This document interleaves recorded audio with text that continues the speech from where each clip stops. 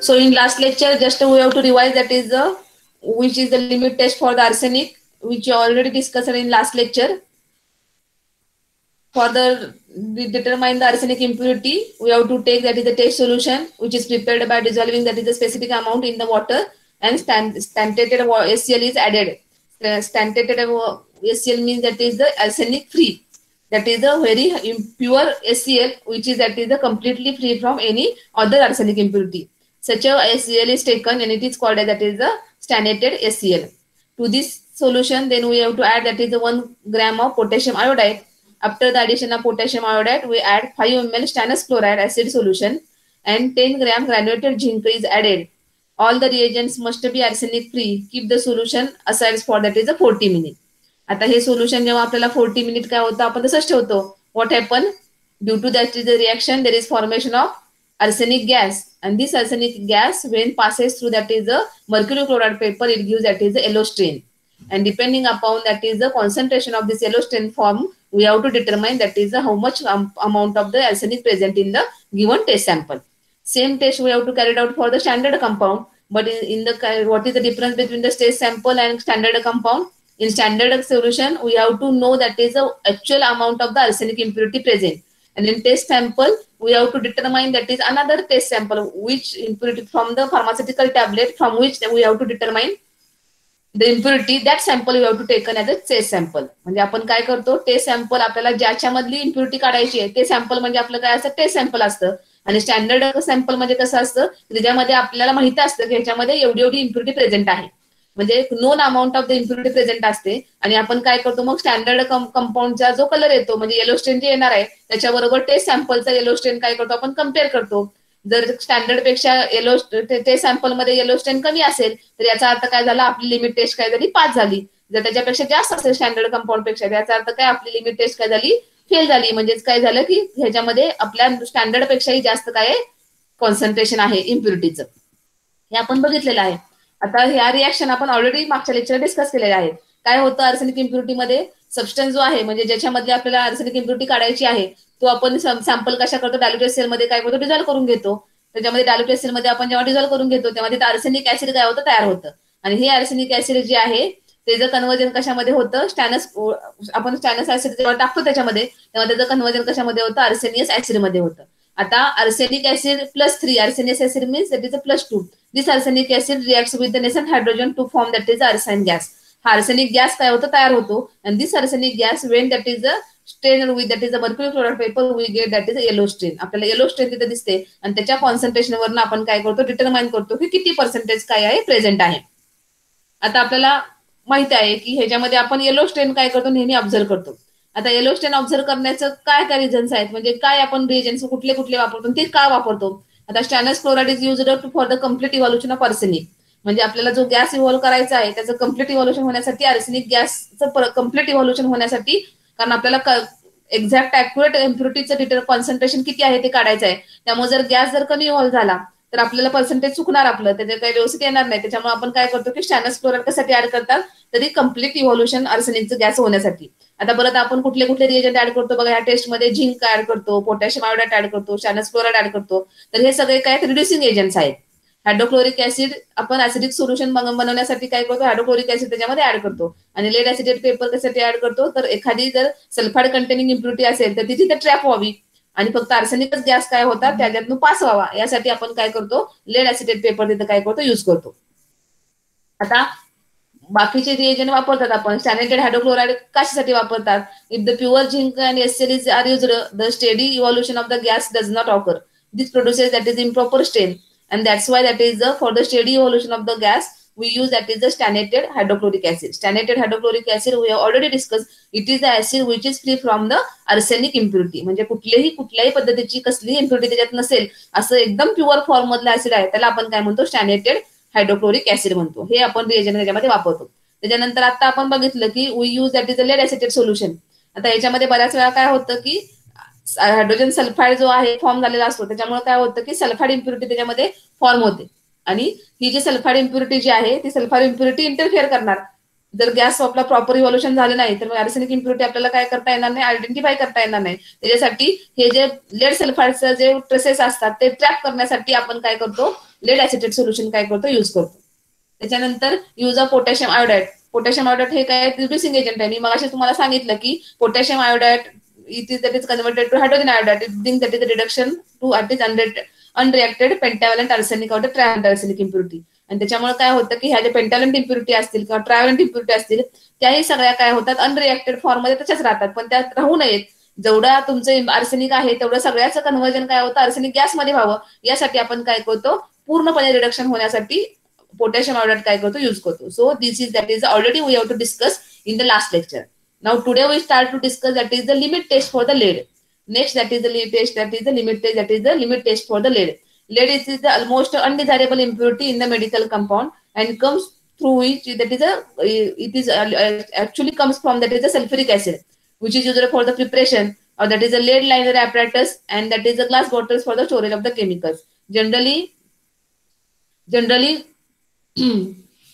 Chemicals जे वापरतात म्हणजे कुठले कुठले केमिकल्स वापरतो आपण प्रिपरेशनसाठी, सल्फ्युरिक ऍसिड असेल, लेड लाईन असेल, तर ह्याच्यामधनं ह्या इम्प्युरिटी काय होतात, क्रिएट होतात. तर ह्या इम्प्युरिटी ज्या क्रिएट झालेल्या आहेत म्हणजे लेड इम्प्युरिटी कशामुळे क्रिएट होते सॅम्पलमध्ये, तर आपण जे सल्फ्युरिक ऍसिड वापरतो त्याच्यामुळे असेल, किंवा लेड कोटिंगचं ग्लासवेअर वापरले असतील, किंवा टँकमध्ये सोल्युशन स्टोरेज करण्यासाठी जे वापरलेले असतील टँक्समध्ये, तर त्याच्यामुळे ही लेड इम्प्युरिटी काय होते फार्मास्युटिकल सबस्टन्सेसमध्ये क्रिएट होते. तर ही इम्प्युरिटी आपण कशी लिमिट टेस्ट काय आहे, how to determine that is the concentration of this lead impurity. The principle काय आहे, now let's discuss that is the principle of this test. This is the principle. What is the principle? That is in the limit test of the lead. That is the reaction of the lead is present in the sample. It is treated with the react with the diphenyl thiocarbazone, means dithiazone in the alkaline solution to form that is the lead thiazone, which is that is the red in color. म्हणजे इथं काय करतो आपण, laid जे sample आहे आपलं ज्याच्यामधले आपल्याला लेडची impurity find out करायची आहे ते सॅम्पल आपण काय करतो, डायफिनिल थायोकार्बॅझोन बरोबर काय करतो, रिॲक्ट करतो. डायफिनिल थायोकार्बॅझोन म्हणजेच काय म्हणतो आपण त्याला, डायथायझोन बरोबर काय करतो, रिॲक्ट करतो इन अल्कलाइन सोल्युशन. त्यावेळी काय होतो की लेड डायथायझोनचा कॉम्प्लेक्स फॉर्म होतो आणि तो कसा रेड कलरचा आहे. आता हे जे आपण डायथायझोन सोल्युशन वापरणार आहे ते क्लोरोफॉर्म मध्ये तयार करतो. क्लोरोफॉर्म मध्ये तयार करण्याचा एकच उद्देश आहे की आपण इथं काय करणार, एक्स्ट्रॅक्शन करणार आहे. म्हणजे ऍक्वेस लेअर आणि इथर लेअर म्हणजे क्लोरोफॉर्म लेअर ह्याचं काय करणार, एक्स्ट्रॅक्शन करणार आहे. त्याच्यामुळे हा जो कॉम्प्लेक्स आहे लेड थायझोन कॉम्प्लेक्स हा रेड कलरचा आहे आणि त्याच्यामुळे तो आपल्याला लगेच काय होतो, आयडेंटिफाय होतो. त्यानंतर नेक्स्ट आहे प्रिन्सिपल मध्ये दुसरा पॉईंट येतो तो म्हणजे the original dithizone is having that is a green colour in chloroform while that is the lead thiazone is having that is a violet color, resulting solution at the end process that is the red. म्हणजे काय होतं की पहिल्यांदा जर original solution आपण घेतलं डायथायझोनचं तर ते ग्रीन कलरचं असतं, पण जेव्हा आपण ते एक्स्ट्रॅक्शन मीडियम मध्ये म्हणजे अक्वेस लीड बरोबर का आपण एक्स्ट्रॅक्ट करू तेव्हा त्याचा कलर काय होतो, व्हायलेट होतो. आणि त्याच्यानंतर फायनली जेव्हा तुम्ही आपण चेक करतो कलर त्याचा कॉम्प्लेक्सचा, लेड थायझोन कॉम्प्लेक्सचा, तर तो फायनली कसा असतो, रेड असतो. आता ही जी इंटेन्सिटी आहे रेड कलरची, त्या रेड कलरच्या इंटेन्सिटीवर आपण डिटरमाइन करतो की किती कॉन्सन्ट्रेशन लेडचं काय प्रेझेंट आहे.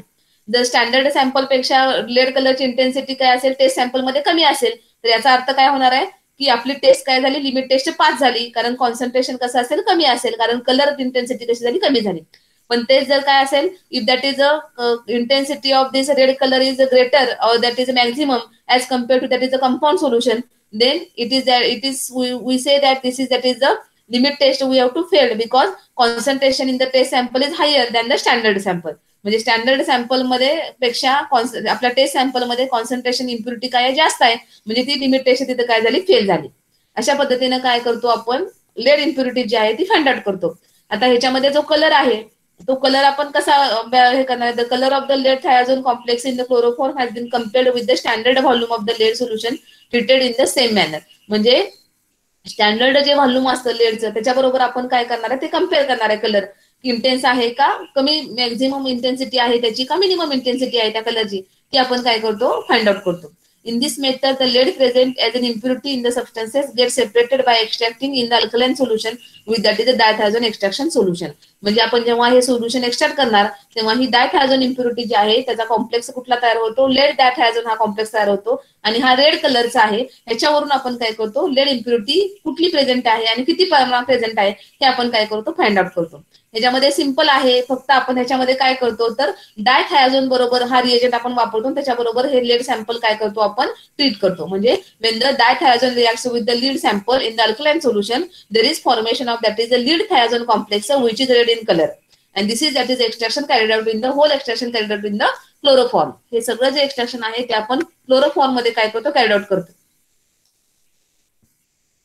आता आपल्याला बघायचं आहे that is the interference and the influence of the other metal ions has been eliminated by adjusting the optimum pH for the extraction by employing ammonium citrate and potassium cyanide. आता बऱ्याच वेळा काय होतं की अदर दॅन लेड इम्प्युरिटी जर असतील तर त्या आपल्याला काय करतील, इंटरफिअर करतील. त्यासाठी काय करतात तर हा जो पीएच आहे तो पीएच ऑप्टिमाइज केला जातो आणि हा पीएच ऑप्टिमाइज करण्यासाठी आपण दुसरे कुठले रिएजंट ऍड करतो त्याच्यामध्ये, तर अमोनियम सिट्रेट असेल किंवा पोटॅशियम सायनाइड असेल तर हे रिएजंट सगळे काय करतो आपण त्याच्यामध्ये ऍड करतो की जेणेकरून आपला जो पीएच आहे तो काय व्हायला पाहिजे, ऑप्टिमम पीएचलाच. कारण रेड कलर जो डेव्हलप होणार आहे, लीड डायथायझोन हा कॉम्प्लेक्स जो तयार होणार आहे तो पर्टिक्युलर पीएचलाच तयार होतो आणि हा जो पीएच आहे तो आपल्याला मेंटेन करावा लागतो. मग तो मेंटेन करण्यासाठी त्याच्यामध्ये अदर रिएजंट्स ऍड करतात, ते म्हणजे कुठले आहेत, दॅट इज अमोनियम सिट्रेट आणि पोटॅशियम सायनाइड. कळालं का प्रिन्सिपल या टेस्टचं, लेड लिमिट टेस्टचं? माझा आवाज तुम्हाला ऐकू येतो का क्लिअर? हो मॅम. हो मॅम येतोय. हा, तुम्हाला प्रिन्सिपल समजलं का लीड लिमिट टेस्टचं काय आहे ते? In the determination of the lead impurity, first that is this lead sample is treated with that is a dithiazone. In dithiazone there is formation of that is a lead dithiazone complex which is red in color and this whole extraction is carried out in the chloroform. हे सगळं extraction आपण कशामध्ये carry out करतो, chloroform मध्ये carry out करतो. आणि to optimise the pH we have to add that is extra another chemicals which is that is ammonium citrate and potassium cyanide. आता आपल्याला बघायची आहे ती म्हणजे ऍक्च्युअल मेथड कशी आहे, आपण कसं फाइंड आउट करतो, एक्झॅक्ट प्रोसिजर काय आहे ही लिमिट टेस्टची, लेड इम्प्युरिटी फाइंड आउट करायची ती आपण बघणार आहे. तर पहिली स्टेप काय आहे याच्यामध्ये, दॅट इज द प्रोसिजर मध्ये पहिली स्टेप काय आहे, the sample solution is transferred to separating funnel. आता आपल्याला क्लोरोफॉर्म मध्ये एक्सट्रॅक्शन करायचं आहे, त्याच्यामुळे हे सगळं जे सॅम्पल आपण घेणार आहे टेस्ट सॅम्पल, ते टेस्ट सॅम्पल आपण काय करतो, सेपरेटिंग फनेलमध्ये ट्रान्सफर करतो. त्यानंतर to this sample we have to add that is 6 ml ammonium citrate, 2 ml potassium cyanide and 2 ml hydroxyl amine HCl added. म्हणजे ह्याच्यामध्ये आपण काय करतो, 2 ml hydroxyl amine hydrochloride add करतो, 2 ml पोटॅशियम सायनाइड ऍड करतो आणि 6 ml अमोनियम सिट्रेट काय करतो, ऍड करतो. आता मी आधीच तुम्हाला सांगितलेलं आहे की अमोनियम सिट्रेट आणि पोटॅशियम सायनाइड हे आपण कशासाठी ऍड केलेलं आहे, to optimise that is the pH आणि ऍसिडिक मीडियम आपल्याला क्रिएट करण्यासाठी. म्हणजे आपण काय करतो, हायड्रोक्सिल अमाइन हायड्रोक्लोराइड त्याच्यामध्ये काय करतो, ऍड करतो. त्याच्यानंतर 2 drop of the phenol is added, म्हणजे परत नंतर त्याच्यामध्ये 2 ड्रॉप फिनॉलचे काय करतात, ऍड करतात. आता हा फिनॉल काय आहे, दॅट इज इंडिकेटर म्हणून काय करतो, युज करतो आपण. रेड कलर आहे त्याच्यामुळे आपल्याला फायनली शेवटी काय येतो, रेड कलर येतो. त्याच्यासाठी इंडिकेटर म्हणून ह्या फिनॉलचा काय यूज आहे. आता 2 ड्रॉप फिनॉलचे ऍड केल्यानंतर ते सोल्युशन मध्ये आपण काय करतो, थोडासा अमोनिया ऍड करतो की जेणेकरून ते सोल्युशन काय होईल, अल्कलाइन होईल. म्हणजे अल्कलाइन मीडियम आपल्याला काय करायचं आहे, मेंटेन करायचं आहे. त्याच्यासाठी अमोनिया सोल्युशन त्याच्यामध्ये काय करतात, ऍड करतात. आता परत नंतर काय होतं की ते सगळं सोल्युशन ऍड केल्यानंतर एक्झॅक्ट पूर्णपणे ते काय करतात, सगळं सोल्युशन आपण चेक करतो सेपरेटिंग फनेल मध्ये and then finally we have to add that is 5 ml of dithizone solution. आता हे 5 ml आपण डायथायझोन सोल्युशन जेव्हा ऍड करतो ते सोल्युशन क्लोरोफॉर्म मध्ये बनवलेलं असतं. त्याच्यामुळं इथं काय होतं की जेव्हा आपण डायथायझोन सोल्युशन ऍड करतो तेव्हा आपण जेव्हा शेक करणार आहे तेव्हा इथं आपल्याला 2 लेअर तयार होतात. म्हणजे एक लेअर असेल तुमचे क्लोरोफॉर्म लेअर असेल आणि एक काय असेल, ऍक्युअस लेअर असेल.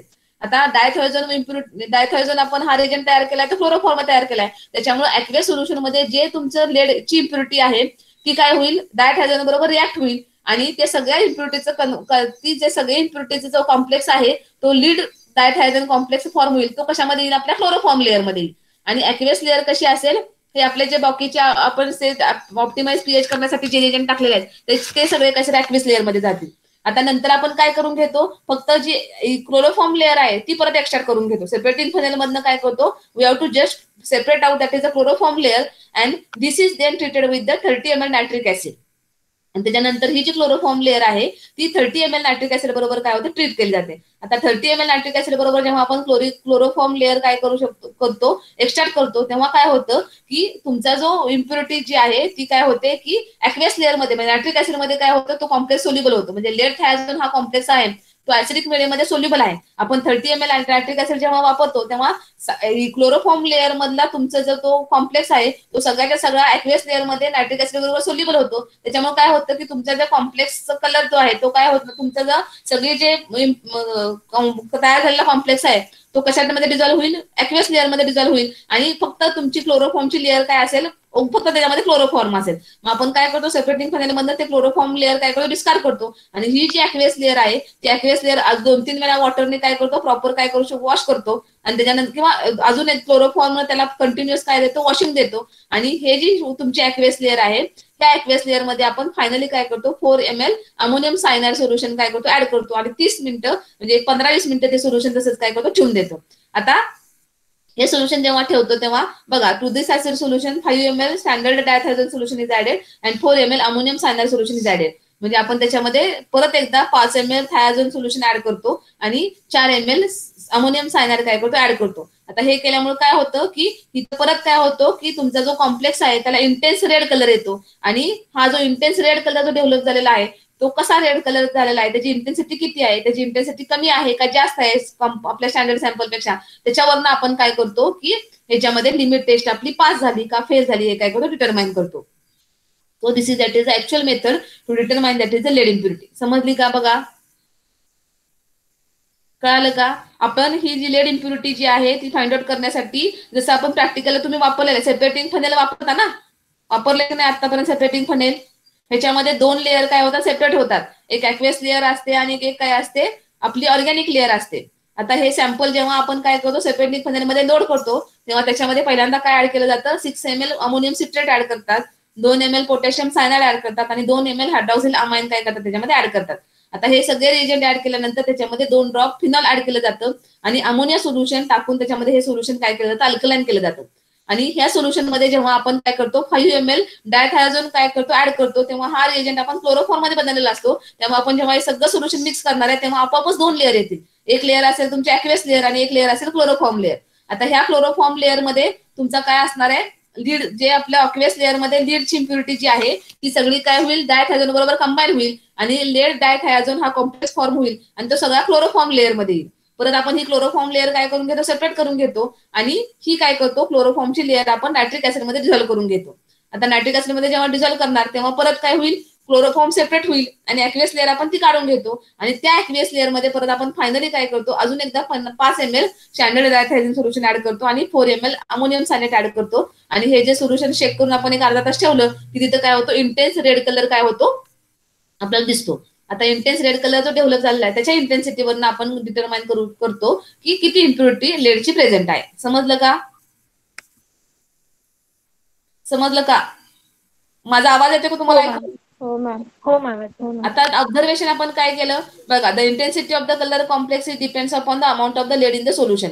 म्हणजे हा जो red colour intense red colour जो डेव्हलप होणार आहे तो कशावर डिपेंड असणार आहे ऍक्च्युअल अमाऊंट किती लेडची प्रेझेंट आहे त्याच्यावरती त्या सोल्युशनचा कलर काय असेल डिपेंड असेल.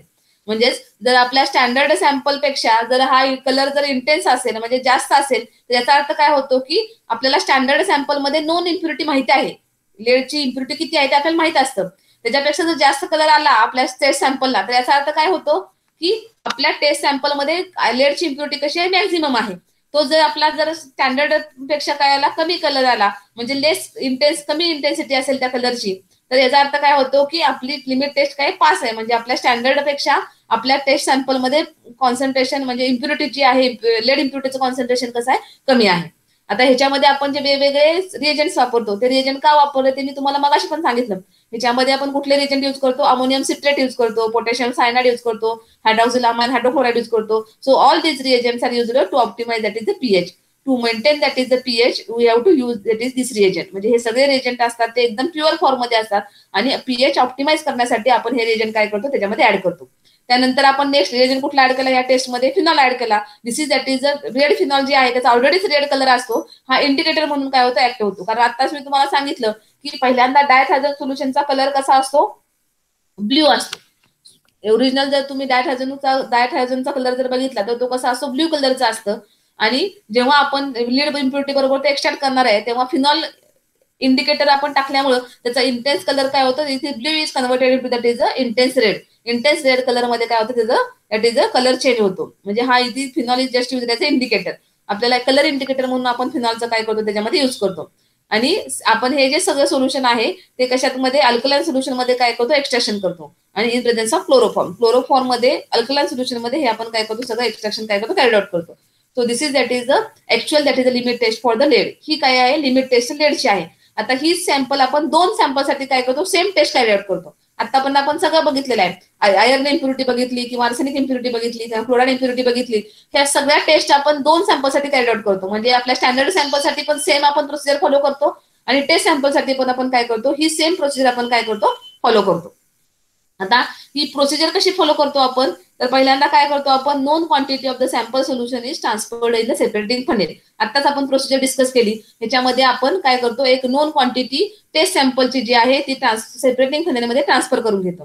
त्यानंतर we have to add that is a 6 ml ammonium citrate in that solution. Then add that is a 2 ml potassium cyanide and 2 ml hydroxylamine hydrochloride. After that, after the addition of ammonium citrate and potassium cyanide, we have to add that is the 2 drops of phenol red.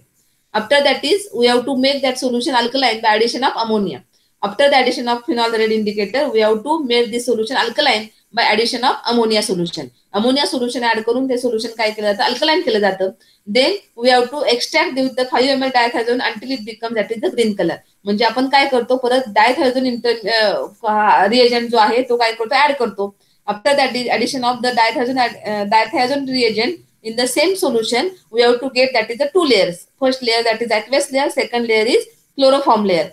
This chloroform layer is separated and this chloroform layer is added with that is a 30 ml nitric acid. When we mix that is a chloroform layer with the 30 ml nitric acid, at that time again we have to get that is the 2 layers.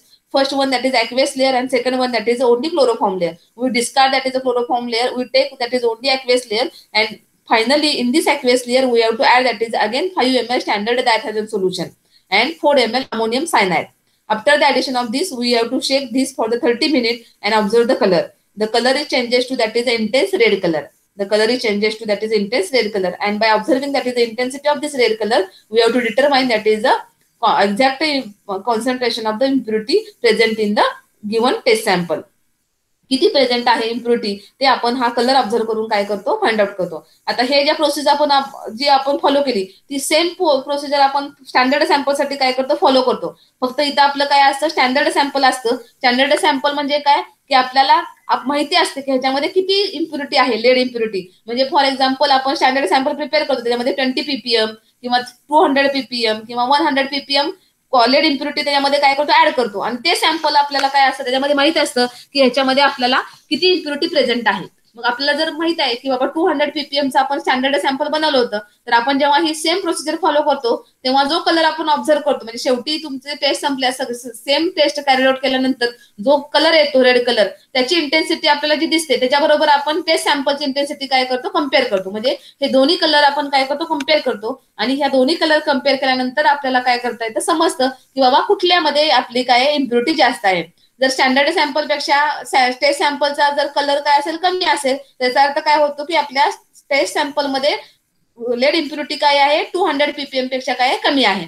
म्हणजे आपली इथं limit test काय झाली, pass झाली. तेच जर आपल्या taste sample मध्ये स्टँडर्ड सॅम्पल पेक्षा जास्त डार्क कलर आला, तर याचा अर्थ काय होतो की आपल्या टेस्ट सॅम्पल मध्ये 200 ppm पेक्षा पण काय आहे, इम्प्युरिटी काय जास्त आहे. म्हणजे इथं आपली लिमिट टेस्ट काय झाली, फेल झाली. समजलं का? For the lead. Yes, ma'am. Oh, I doubt आहे का limit test for the lead? no, ma'am. Is any doubt? No, ma'am. No, ma'am.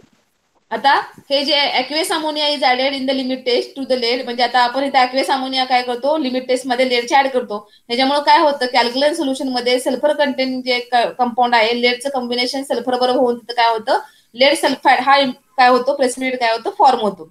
आता हा जो प्रेसिपिटेट आहे तो स्टँडर्ड ऍडिशन आपण H2H जेव्हा करतो तेव्हा तयार होतो. मग हा जो आहे प्रेसिपिटेट तयार होणार तो किती pH ला तयार होतो, साधारणतः 3 ते 4 pH ला तयार होतो. म्हणून हा पीएच जो आहे म्हणजे ह्या इम्प्युरिटी काय होत नाही, क्रिएट होऊ नये म्हणून आपण हे सोल्युशन काय करतो, अल्कलाइन बनवतो. हे सोल्युशन काय करतात, अल्कलाइन म्हणजे अदर इम्प्युरिटी ज्या असतात ऍसिडिक मीडियम मध्ये ज्या इम्प्युरिटी तयार होतात त्या काय कराव्यात, आपण तिथल्या तिथंच काय कराव्यात, इनहिबिट कराव्यात. यासाठी हे सोल्युशन काय केलं जातं, अल्कलाइन बनवलं जातं. आणि हे अल्कलाइन सोल्युशन कशाने बनवतात, that is the addition of ammonia.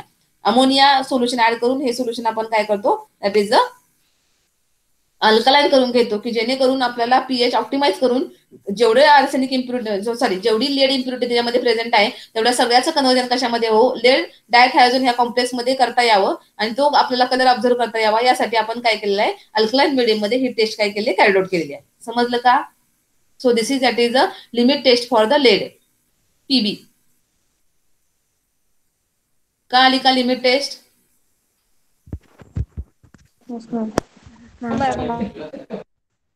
ही झाली limit test for the lead. आता आपल्याला नेक्स्ट बघायचं आहे. आता इथं आपण लिमिट टेस्ट सगळ्या डिस्कस केल्या. Limit test for the lead discuss केली, लिमिट टेस्ट फॉर काय केली आपण, लेड डिस्कस केलेली आहे. Limit test for arsenic discuss केलेली आहे. Limit test for iron discuss केलेली आहे आणि limit test for chloride iron discuss केलेली आहे. आता अजून एक टेस्ट असते, limit test for the heavy metals. Heavy metals म्हणजे जे कॉपर आहे किंवा तुमचं आयर्न आहे किंवा लेड असेल, परत आर्सेनिक असेल, हे जे हेवी मेटल्स असतात त्याच्यासाठी ही सेम टेस्ट कॅरी आउट करतात. ह्याच्यामध्ये काय करतो आपण, H2S गॅस काय करतो, पास करतो.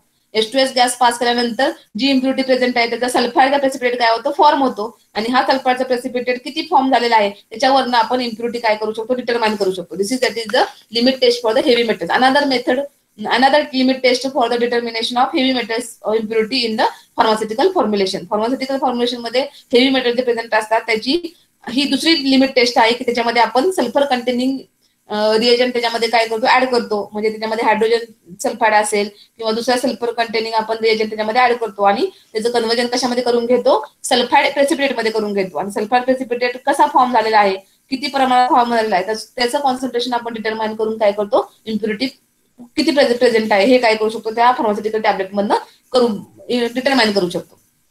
So these are the limit test, various limit test for that is the impurities. Now we have to start that is the actual analysis method. In this analysis method we have to start that is the KF method to determine that is the moisture content or the traces of the amount present in the pharmaceutical formulation. Pharmaceutical formulation मध्ये trace amount of the water जे present असते ते moisture content determine करण्यासाठी Carl Fischer method वापरतात. ती Carl Fischer method काय आहे हे आता आपण काय करणार आहे बघणार आहोत. बघायची का मग ती?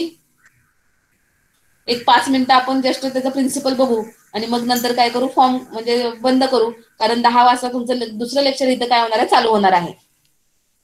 10 वाजता काय होणार आहे, दुसरं लेक्चर इथं काय होणार आहे, चालू होणार आहे. त्याच्यामुळे आपण काय करू, एक 5-10 मिनिटांमध्ये त्या कार्ल फिशर मेथडचं प्रिन्सिपल जे काय आहे ते डिस्कस करू आणि इथं आपण नंतर काय करू, थांबूया.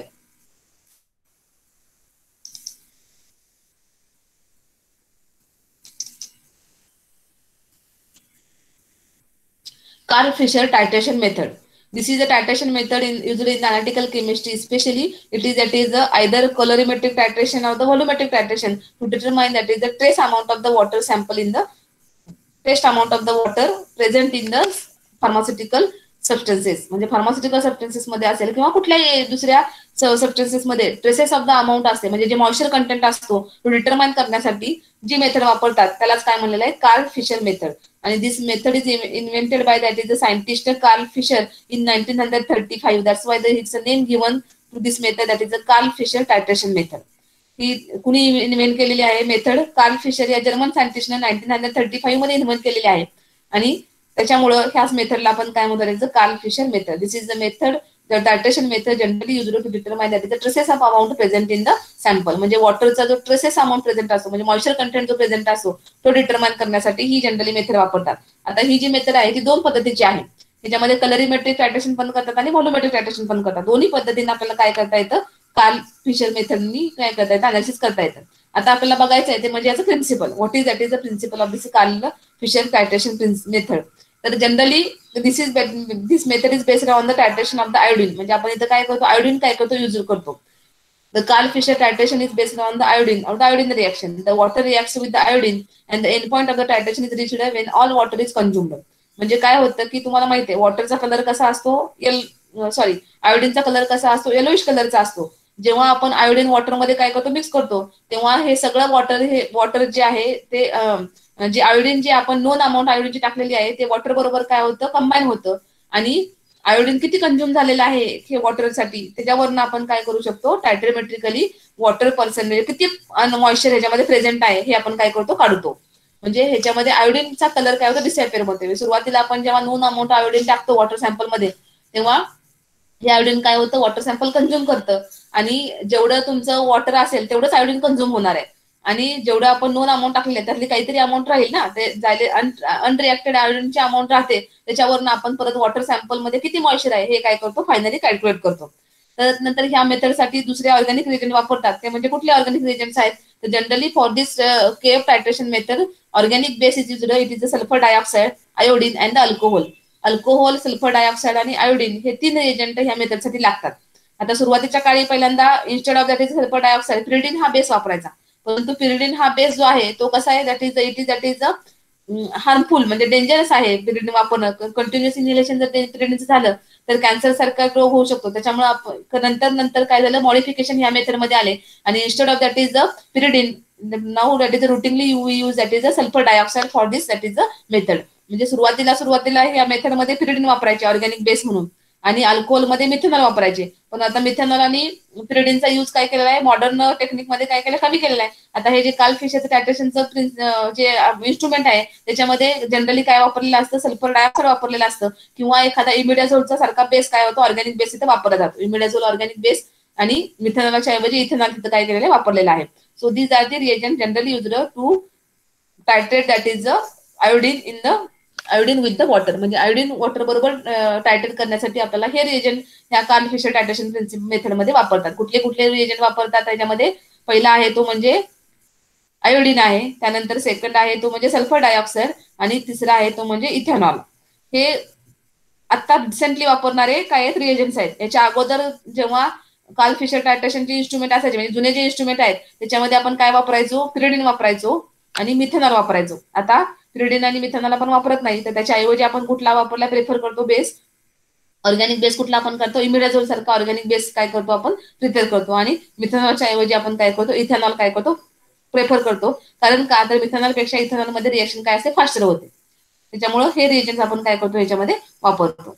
आणि इथं during the titration iodine is added to the sample and amount of the iodine used to consume all the water container in the sample is measured. म्हणजे आपण नॉन सॅम्पल आयोडीनचं ह्याच्यामध्ये काय करतो, ऍड करतो वॉटर सॅम्पलमध्ये आणि ह्यातलं किती आयोडीन कंझ्युम झालं याच्यावरून आपण काय करतो की त्याच्यामध्ये किती वॉटरचं कंटेंट प्रेझेंट आहे, त्या सॅम्पलमध्ये किती वॉटर आहे किंवा किती मॉइश्चर आहे, किती ट्रेसेस ऑफ द अमाऊंट आहे हे काय करतात, डिटरमाइन करतात. आता सगळ्या अनालिटिकलच्या लॅब्स आहेत त्याच्यामध्ये हे कार्ल फिशरचं इन्स्ट्रुमेंट नेहमी असतं. आता तुम्ही जेव्हा कंपन्यामध्ये जाल तेव्हा तुम्हाला दिसेल की याचं सगळ्या म्हणजे traces of the moisture content जे असतात फार्मास्युटिकल टॅबलेटमध्ये आपल्याला कम्प्लीट काय होतं, मॉइश्चर फ्री काय लागतात, सबस्टन्सेस लागतात. मग त्याच्यासाठी आपल्याला त्याच्यामध्ये 0.01% सुद्धा वॉटर चालत नाही. मग ती डिटरमाइन करण्यासाठी बाबा ऍक्च्युली किती वॉटर आहे सॅम्पलमध्ये ते डिटरमाइन करण्यासाठी कार्ल फिशर मेथड टायट्रेशन मेथड काय करतात, यूज करतात. आता हे बघा, हे त्याचं काय इन्स्ट्रुमेंटेशन आहे, हे प्रिन्सिपल बघितलं आपण. आता हे काय आहे, त्याचं किट आहे. अशा पद्धतीने काय असतं, कार्ल फिशरचं मेथडचं अपॅरेटस असतं. ह्याच्यामध्ये हा तुमचा जो आहे हा ही बॉटल रिएजंटची बॉटल असते. म्हणजे याच्यामध्ये कार्ल फिशर रिएजंट आपण काय केलं असं प्लेस केलेलं असतात आणि इथं आपण काय करतो, इथं म्हणजे दोन्ही पद्धतीने आपल्याला हे करता येतं. म्हणजे व्हॉल्युमेट्रिकली पण आपल्याला टायट्रेशन करता येतं आणि कलरीमेट्रिकली पण टायट्रेशन करता येतं. त्याच्यामुळे हे किट बसवलेलं असतं. त्याच्यामध्ये कॅथोलाइट म्हणजे कॅथोड आणि ॲनोड हे काय केलं प्लेस केलेलं असतात. म्हणजे जर कलरीमेट्रिकली आपल्याला जर करायचं असेल, इलेक्ट्रोकेमिकली आपल्याला जर करायचं असेल टायट्रेशन, तर याच्यासाठी कॅथोड आणि ॲनोड काय केलं प्लेस केलेले असतात. आणि व्हॉल्युमेट्रिकली करायचं असेल तर आपण काय करतो की नॉन व्हॉल्युम इथं काय करतो, ह्यातलं रिएजंट मधलं ह्याच्यामध्ये ट्रान्सफर करतो. म्हणजे ते काय झालं, आपलं व्हॉल्युमेट्रिकली काय झालं, टायट्रेशन झालं. हे अशा पद्धतीनं काय असतं, कार्ल फिशरचं इन्स्ट्रुमेंटचं काय असतं, किट असतं. ह्याच्यामध्ये बघा, हा कार्ल फिशर रिएजंटची ही बॉटल आहे. ह्याच्यामध्ये स्विचिंग व्हॉल असतो, हा टायट्रेशनचा नोझल आहे. कार्ल फिशरचे रिएजंट आपण ह्याच्यामध्ये काय करतो, प्लेस करतो. हे पिस्टनची ब्युरेट आहे, याच्यामधनं ह्या ब्युरेटमधनं आपल्याला काय करतात, नोन अमाऊंट जेवढी आहे तेवढी घेता येते. आता त्याच्यानंतर ॲनोलाइट, ही तर हा ॲनोलाइट आहे, हा आपला ॲनोड आहे. त्यानंतर हे मेम्ब्रेन आहे की याच्यामध्ये एक्सचेंज होण्यासाठी आयनची, इथं काय सेल मेम्ब्रेन आहे. त्यानंतर हा कॅथोड आहे, हा इथं कॅथोडलाइट इथं काय केलं, प्लेस केलेला आहे. ही इनर बॉटल आहे त्याच्यामध्ये आपण काय करतो, वॉटर सॅम्पल आपल्याला जे डिटरमाइन करायचं ते वॉटर सॅम्पल इथं घेतो आणि हा डिटेक्शन इलेक्ट्रोड आहे. अशा पद्धतीचं किट काय असतं, कार्ल फिशर युनिटमध्ये प्रेझेंट असतं. कळालं का इन्स्ट्रुमेंटेशन? इन्स्ट्रुमेंटेशन कळालं का? हो मॅम. Yes ma'am. आता हे मी तुम्हाला सांगितलं मगाशी की याच्या दोन मेथड आहेत. आपल्याला हे टायट्रेशन किती पद्धतीने करता येतं, दोन पद्धतीने करता येतं. एकदा काय असतं कुलोमेट्रिक टायट्रेशन करता येतं आणि दुसरं व्हॉल्युमेट्रिक टायट्रेशन करता येतं. आता व्हॉल्युमेट्रिक काल्फिशर टायट्रेशन मध्ये काय करतो आपण, the solution with an exactly known concentration of the iodine added to the sample by means of an electrical burette and the amount of the iodine added to the sample is calculated from the volume of iodine solution used. म्हणजे आपण किती amount वापरलेली आहे हे आपल्याला काय करता येतं, आपण नॉन व्हॉल्यूम आपण ऍड करतो. त्याच्यामुळे हे काय झालं, व्हॉल्युमेट्रिकली टायट्रेशन झालं. आपल्याला जेव्हा कुठल्याही टायट्रेशनचे व्हॉल्यूम माहिती असतं स्वतःला, तेव्हा ते सगळे टायट्रेशन कसे येतात, व्हॉल्युमेट्रिक टायट्रेशन येतात. म्हणजे आपण नॉन आयोडीन सॅम्पल त्याच्यामध्ये काय करतो, ऍड करतो आणि त्यातलं किती वापरलं गेलं हे परत आपण काय करतो, ते टॅली करून घेतो. ह्यालाच काय म्हणतात, दॅट इज व्हॉल्युमेट्रिक काल्फिशर टायट्रेशन. आणि कलरीमेट्रिक कुलोमेट्रिक टायट्रेशन मध्ये काय होतं, तर इलेक्ट्रोलायटिकली आयोडीन काय होतं तिथे जनरेट होतो. म्हणजे iodine is electrolytically generated and the amount of the iodine added to the sample determined by measuring the current needed for the electrochemical generation.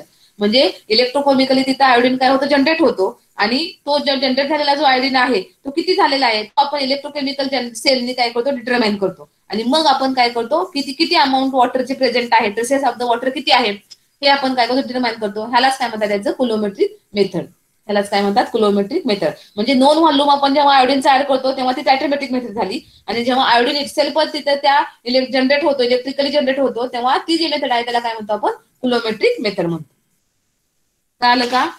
तर आता आपण इथं प्रिन्सिपल आणि दोन टायट्रेशनचे मेथड आहेत ते बघितलेले आहेत. आता उरलेला पार्ट आपण काय करणार आहोत, इथं पुढच्या लेक्चरला बघणार आहोत. कारण पुढचं लेक्चर काय चालू करायचं आपल्याला, हे जे कॉलेजचं टाइम टेबल आलेलं आहे, कॉलेजच्या टाइम टेबल वरनं, हॅलो माझा आवाज येतो तुम्हाला? हो मॅम. हो येतोय मॅम. Yes ma'am. आता आपले जे सगळे लेक्चर्स होतील या कॉलेजच्या टाइम टेबल वरनं लेक्चर होतील. आता आपलं टायमिंग कसं बदललेलं आहे, 9 ते 10 आणि 10 ते 11 असे दोन लेक्चर आपले होणार आहेत. आता 9 ते 10चा आपले ऑलरेडी उशिरा लेक्चर सुरू झाले 9:30ला. त्याच्यामुळे काय होईल की हे लेक्चर मी 5-10 मिनिटं कंटिन्यू करून नंतर नेक्स्ट लेक्चर कोणाचा कोकाटे सरांचा आहे, तर लेक्चर काय करतील हे ह्याला इथं काय करतील ते जॉईन करतील. कळालं का? हो मॅम. आणि ही जी प्रेझेंटी आहे ती आता डायरेक्ट आपल्या कॉलेजला जाणार आहे प्रेझेंटी. त्याच्यामुळे इथं तुमची जी प्रेझेंटी आहे ती सगळ्यात महत्वाची आहे. आता हे सगळं कॉलेजला लिंक केलेलं आहे. मी आता आम्ही आतापर्यंत गुगल मीटचे लेक्चर घेत होते ते काय करत होते, पर्सनल मीटिंग वरती घेत होते. पण आता ही कॉलेजनं त्यांचे क्लासरूम क्रिएट केलेले आहे आणि त्याच्यावरती आपले आता लेक्चर काय होतील, आजपासून स्टार्ट झालेले आहेत. तर आता हे जे मटेरियल जे आहे, लिमिट टेस्ट जे आहेत, ते मी काय करते, तुम्हाला 1-2 दिवसामध्ये क्लासरूमला अपलोड करते आणि त्याच्यानंतर आपण काय करूया की रविवारी मी एक असाइनमेंट घेणार आहे. त्या असाइनमेंट आपल्याला काय असेल, ग्रेडेड असाइनमेंट असेल, ती तुम्ही काय करायची, सॉल्व्ह करून द्यायची.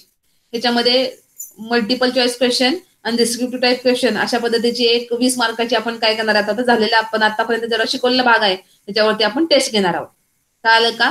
ही टेस्ट मी संडेला काय करते, अपलोड करते. एक आठवड्याची तुम्हाला मुदत असेल ती तुम्ही काय करायचे, सॉल्व्ह करून द्यायची आहे असाइनमेंट. कळालं? हो मॅम. चालेल. मग मी आता कोकाटे सरांना थोडंसं काय करते, फोन करते. तुम्ही या लिंकला काय करा, कंटिन्यू करा. मी कोकाटे सरांना ही लिंक पाठवून देते आणि ह्याला जॉईन करा म्हणते आणि मग कोकाटे सर तुमचं लेक्चर काय करतील, जॉईन चालू करतील. Okay ma'am. 5 मिनिटामध्ये मी कोकाटे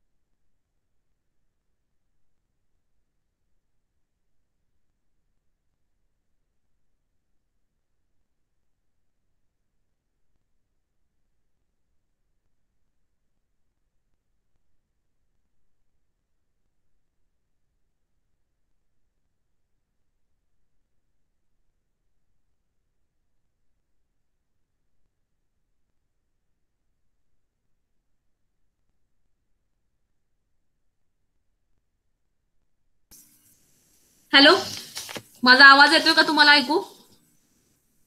हो येतोय ma'am. Yes ma'am. Yes ma'am. 5 मिनिटामध्ये तुम्हाला काय हो मॅम येतोय. सर दुसरं लेक्चर चालू करतील. हे लेक्चर जे आहे ते तुम्हाला एक नवीन म्हणजे हायस लिंकवरची दुसरी लिंक काय होईल, पेस्ट होईल. म्हणजे सरांची सर तुम्हाला जे लिंक देतील आता अनालिटिकल ग्रुपला, त्या लिंकला तुम्ही काय करा 5 मिनिटामध्ये जॉईन व्हा आणि मग तुमचं लेक्चर तिथं काय होईल, चालू होईल. कळालं का? सूचना समजली का? ठीक आहे. अनुभव yes ma'am. Yes ma'am. Okay. अनुभव सूचना समजली का? Yes ma'am. ओके. कळालं का हे आता शिकवलेल्या लिमिट टेस्ट? Yes ma'am. हो मॅम समजली. काही प्रॉब्लेम हो आहे का मॅम. लिमिट टेस्ट मध्ये? नाही ओके. नाही नाही मॅम. मग आपण आता इथं काय करूयात, लेक्चर थांबूयात आणि 5-1 मिनिटानंतर कोकाटे सर तुम्हाला लेक्चरला लिंक जॉईन करतील. त्या लेक्चरला जॉईन करा. लेक्चर कोकाटे सरांचं ह्याच लिंकवरती चालू होईल. चालेल? Okay. Okay. Thank you. Thank you. Thank you ma'am. Thank you.